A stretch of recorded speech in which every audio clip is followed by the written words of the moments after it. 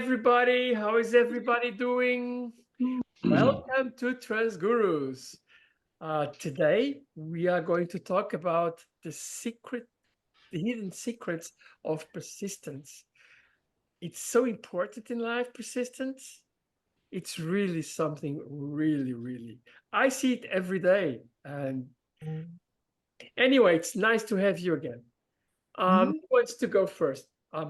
Jimmy, would you like to go first? Sure, it's good to see everybody. Hi. We have a full panel today, which is nice. So when we were getting warmed up, Ella was talking about potentially going on a sailing trip to the islands. We're down here in South Florida, and geographically, we're almost in an ideal situation where we have the Sea of Grass, the Everglades to the west, the Florida Keys to the south, and the Bahamas to the east. Yeah. And it's quite beautiful. And we were talking about the beauty of nature maybe last week or the week before. The color of the water in the Bahamas is almost like a turquoise that cannot be described. And it's just spectacular. And I'm hoping the weather clears up for you at some point that you can go on this trip. Nah, well, So, I don't. And don't so forget pink sands. Pink sands. Wow. okay, the pink sands, that's on Turks and Caicos. And the southern no, Bahamas too. it'll come to me, but one of the Eleuthera. Yeah. So one of the northern islands. There's about 100 or so islands that make up the Bahama chain. Yeah, it's huge. It's really huge. It's really huge. So today we're talking about the hidden power of persistence and what makes it hidden. So persistence is the concept of continuing, and we establish a direction for our life. You know, we have to have a goal, a direction. There's got to be a direction, a path that we're going to take to try to achieve something more than we already have. And so sometimes that path may be like Ella's trip. Sometimes it may be smooth sailing, and sometimes it may be rough seas. So persistence is the innate desire to continue when things aren't going too smoothly. And to be persistent is to continue in the face of adversity. And the idea of continuing when things are difficult. And I think it was last week we were talking about, how do we develop discipline? That's one of the ways is continuing when it's not easy. And that's known as persistence, but persistence is one of the mechanisms to develop self-discipline. And it's like, okay, again, I'm at the on the roof of the parking garage at the LA Fitness. You don't get in shape just with one workout. You don't get in shape with 2 workouts. You don't get in shape with 5 workouts, but you'll see a difference after 100 workouts. So you have to be persistent, even though you're not recognizing any immediate result. You work out once, you're not going to see any result. You may get fatigued and tired and sore, but you're not going to experience any weight loss or anything that's visible, noticeable. But you do 100 workouts, I guarantee you'll see results. And you do 200 workouts, you'll see even more results. And so that's what we're going to talk about today, the hidden power of persistence and just continuing, even though we're not seeing any kind of result, because the results are there. We just don't see them. Ella. Yeah, absolutely. And that is something we should not, unfortunately, nothing comes automatic. Actually, it does come automatic, but it's just not always so clearly automatic. Okay. Would you like to go, Raj? Okay, I can go. So persistence. Well, when I heard about the topic, the first thing I thought is of the saying, if at first you don't succeed, try again. So that, like from little, I heard that saying. If at first you don't succeed, and try again. And I think for a lot of people, I know for me as a kid, it's kind of like, you learn it early that like you just don't, because this is the thing, you can accept things the way they are. Like if you want something or you set a goal and you get a no, it's not possible. But if you go through life like that, it's not going to be a very dynamic life. It's naturally within us to go for what we want, for what we desire, and to continue until we get it. It's something that's in us, and some people are a little more persistent or a lot more persistent than others, but it's I think a part of our makeup as human beings. And for me, I've persistence, oh my god, I've used it and I've had it in all sorts of situations, from when I was a young kid all the way on up to now. And it happens like in daily things, like, let's say you have a craving for something. Oh, I want McDonald's or whatever, or you have a craving for a particular thing, and you go somewhere and they don't have it, and then you think, damn, I want that. And then maybe you get the guts, not the guts, the zest to say, oh, let me try this other place. Maybe I can get what I want. And so it's in small examples like that. But then it's also in the way we live our lives, in the sense of like the big goals that we set for ourselves and the big things that we want to attain.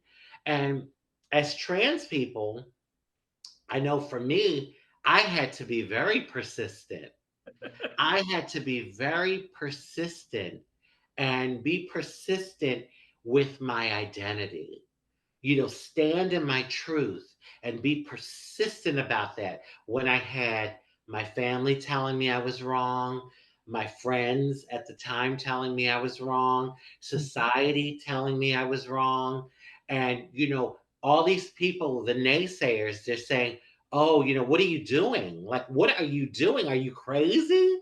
What? Mhm. You can't change your sex. Like, you have to. You were born a male. You have to live as that." And because of my persistence, despite all of the obstacles, I was able to live my authentic truth, live my authentic life. Now I could have not been persistent and fell into, oh, I have to do this because everyone is saying I have to, and would have had a very unhappy life. I would have been so unhappy, because I don't care what anyone says. If as difficult and as challenging as our lives can be as transgender people, there is a freedom when you are able to live your truth. There's a Mhm. freedom. It's like you bust out of the social prison and you say, "No, I am I am persistent, and I'm going to be who I am no matter what." And it might take a little time. We all didn't just go to bed as, as quote unquote males and wake up in the morning and we were women. No, it took time. It's a process. But that in itself is the exercise of persistence. Ella? Absolutely. Absolutely. Yeah. Transitioning is an act of persistence. It is an act of persistence. I totally agree. Miss Bobby. Oh, thank you. Um, it's funny when I first heard the topic, I immediately, I immediately thought of Calvin Coolidge. It was what? Now, Calvin Coolidge was one of our presidents, and born in the late 1800s, and he was died around 1933, I think. But he had the greatest quote about persistence, and it was so meaningful to me that I turned it into a little poster and I kept it in my classroom. And it goes like this: nothing in this world can take the place of persistence. Talent will not. Nothing is more common than unsuccessful men with talent. Genius will not. Unrewarded genius is almost a proverb. Education will not. The world is full of educated derelicts. Persistence and determination alone are omnipotent. And, I think when you talk to anybody that would aspire to be president, oh my God, yeah, that would take a lot of persistence to realize that. But, I think that um, that's part of the myth that we buy into. Oh, I'm talented. I'm going to be a rock star, or I'm really brilliant. And look, I've had IQ tests. I'm destined for fame, and he's just by the time you're in the presidency and you're looking around at all of these people that along the way, he just distilled it down to persistence is the main character quality. And, I really like that. And it meant a lot. And I think when Jimmy was talking about, 5 times working out, you're not going to see a whole lot of change. It reminded me of a friend that I used to work with. This is back in the 80s. And she was getting a little chubby and thought she'd join Weight Watchers. And I don't know how many people have had experience with Weight Watchers, but she was starting to get really discouraged. She'd go in and they weigh you when you go to the meetings and all that stuff. And she would be going in and she'd lost a quarter of a pound. It was like, I worked so hard, and all I lost was a quarter of a pound. And and that happened I'm to her. But that a happened, quarter of a pound. yeah, a quarter of a Hey, but pound. it starts with that, right? That's 4 ounces, yeah. And uh she was starting to get discouraged. But then she was looking in her refrigerator one night and she noticed that you buy butter and there's 4 sticks of butter and that's a pound of butter. And she pulls out this stick of butter and she says, wow, that's how much fat I lost. And so she unwraps a stick of butter and puts it on a saucer and leaves it in the refrigerator. And then the next time she weighs, she lost another quarter of a pound. She takes out another stick of butter, puts it on this saucer, and sticks it in the refrigerator.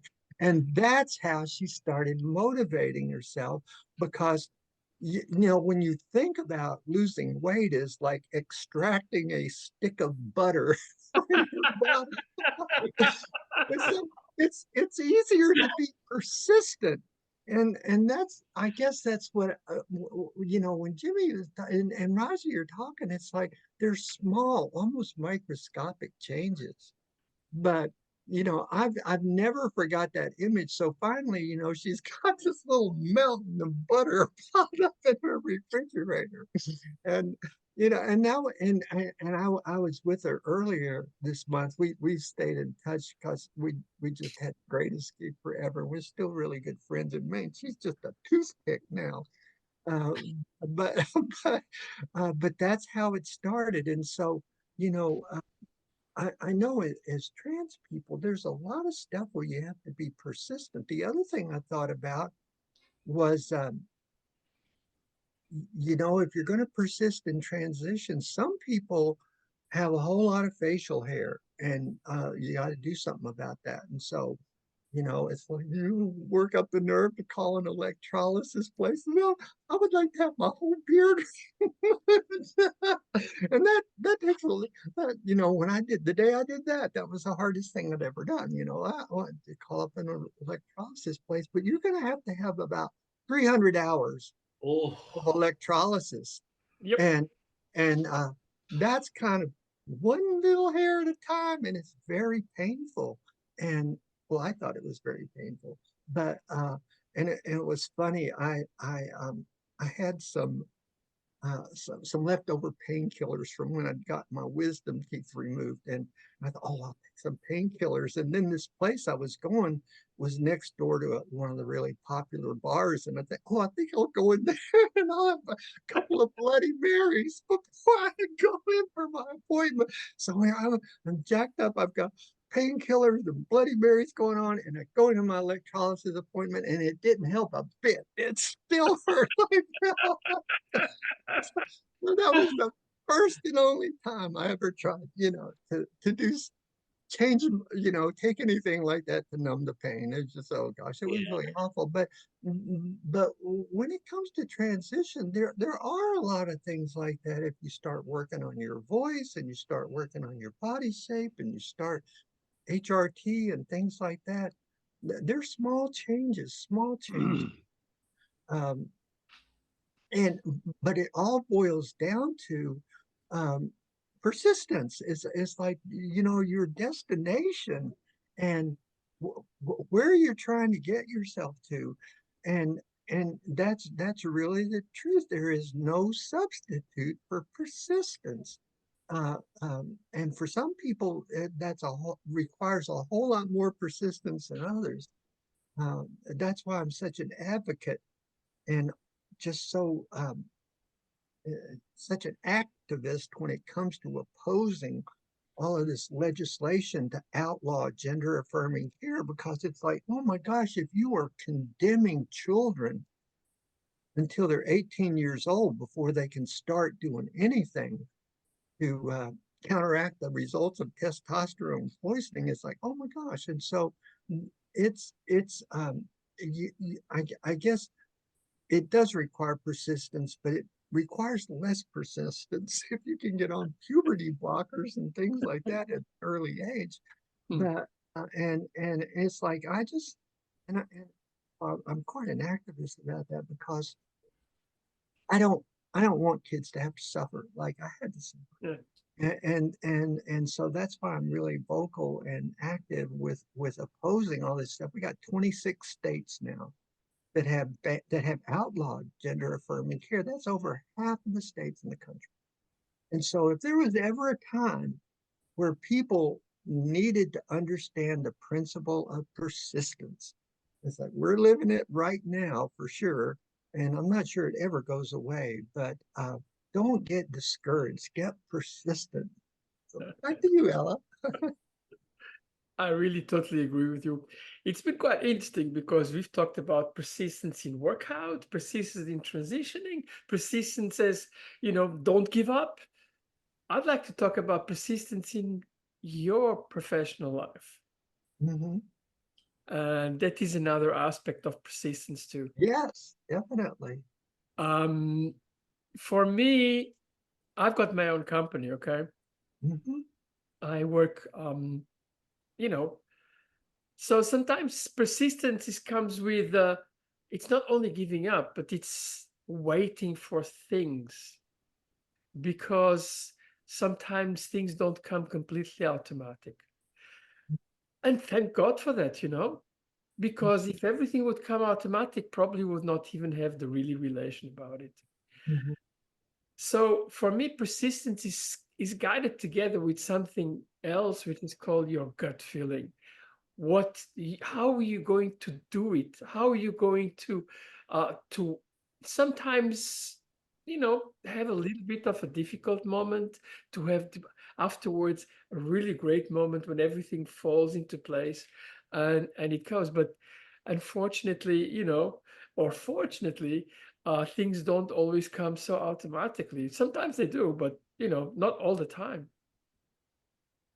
So you have to get, mainly in business and in your professional life, you have to be very persistent in order to get that level Mm-hmm. that you want to be, and acceptance that you want other people to accept. Is it learning? Is it just like me, just waiting for, I don't know, a PO coming from somewhere else? Is it, you know, the persistence to go to a customer and, per, you know, project what you are trying to do to him, you know? Mm-hmm. I mean, I've got customers. I'm dealing with projects which I started 7 years ago. Mm-hmm. Okay, so it does not come automatically everything. Mainly in my business, probably, but you know, all that persistence, the persistence in learning to become, you know, something or someone that you know knows and is at ease with what they're doing. Mm-hmm. I mean, that is for me, it's one of the very big examples of persistence. Of course, you know, work hard. Unfortunately, I'm not always so persistent. I should be a little bit more. And with my transition, I've been very persistent. And by the way, electrolysis sucks. I had four electrolysis. Although I have to say, the worst was when I had my what do you call it? My reassignment surgery, gender assignment. Yeah. That is a little bit even more complicated. Yeah. Yeah. That's the worst. That's the worst. That's the worst. Yeah. But yeah, but I mean, yeah, I mean, and it's not only electrolysis when you transition. It's the you know, there's going to be that day that you don't feel good, and I don't know, it just doesn't work out correctly, and then you come home and you say, "Oh my God, you know, am I going to give up?" Um, Mm-hmm. but you know, that comes usually with the other part of the which is the next day that you actually feel much better because your heart is with it. Mm-hmm. And you know, but everybody's got a moment, Mm-hmm. and it's exactly that moment where you cannot lose your persistence because it's that moment, like the butter example. Yeah. Those moments where things are made and where your persistence, sometimes you have to be a bit, you know, hard in your head to go ahead and get what you want and Yeah. get to the end of things because that's where you know, that's where it's the right thing to be. Yeah. That's my little bit of Well, I was thinking about you were talking now this couple of months ago, you were talking about a big project you were doing in California, and you're working with the state government in Sacramento, and all the documentation they needed, licenses and who's working and all of that stuff. And you know, that that takes a lot of persistence to say, oh yeah, I've got that, I can produce that for you. So it's like, the documentation you had to provide, and it was like you don't cough that stuff up overnight without a ton of persistence. So I'm Oh, sure yeah, all about absolutely, absolutely. that. You know what I love about this show is that we have the topic of persistence, and all of us are giving different examples in different areas, which it's so true because there's so many areas that someone can be persistent in. And this came to my mind. I just have to share this. We also, in this moment, need to be thankful for the persistence of others Mhm. because be, Absolutely. because some of those people that were persistent has afforded us um, a life that has a lot more, I guess, comfortability and access. And I'll give you an Mhm. example. Thomas Edison, Oh with, yeah. with the electricity, he Yeah. tried to introduce it to homes in New York. It was in let me look it. I had it. I looked it up. Let's see. It was 1882, and people were resistant. They Sure. were like, "Ooh," they were afraid of it. No, what's this electricity going to do to our homes? And I think he only got 15% of New York or 10%. It was a very small amount of customers, but Mhm. he was persistent. And eventually the word got around and people started being open to, oh, well, let me get my home. Let me get electricity connected to my home. And it spread. And look at us now. Everything pretty much runs on electricity. Everything. I mean, this computer right now, if I didn't have electricity, I couldn't be taking part in the show. So, and it's stuff, the persistence of people like that that has such a ripple effect. Because look, all these years later, he's gone, but because of his persistence, the belief in a particular technology, like, no, I know this is going to be good for mankind, and I know there were a lot of naysayers, and there were people in New York that were conspiring against him to, like, have people be fearful, because they started spreading rumors about the electricity to create like fear. And I heard this story like a few years back, and people were scared because they were used to the old way of, like, you get coal and you put it in the furnace, and that's what we know, and that's the way it's supposed to be. But because he believed, and he was able to get other people to believe, look at us today, Ella. Yeah, but you come to another thing, it's called the change. And change is always for many people a big scare. Yeah. And you told something very interesting too, that you like this show because everybody's got their own point of view. But this is so beautiful, because if you have 10 different painters and you put them in front of the same tree, and you ask for a painting of that tree, you get 10 different paintings, right? Yes. Thank God we all have different perceptions as well from our, from our world. Okay, let's go into the finals, because I know some people have to go. So, Jimmy, would you like to go and tell? Sure. What I'm hearing is some really great stuff, and I was thinking about all this, and persistence is, simply put, the discipline to continue in the presence of adversity. Mm-hmm. So I like the analogy with Edison, and he was he had the discipline to continue even in the face of no one buying his product. Correct. And another thing that I think Raji brought out is the power of belief.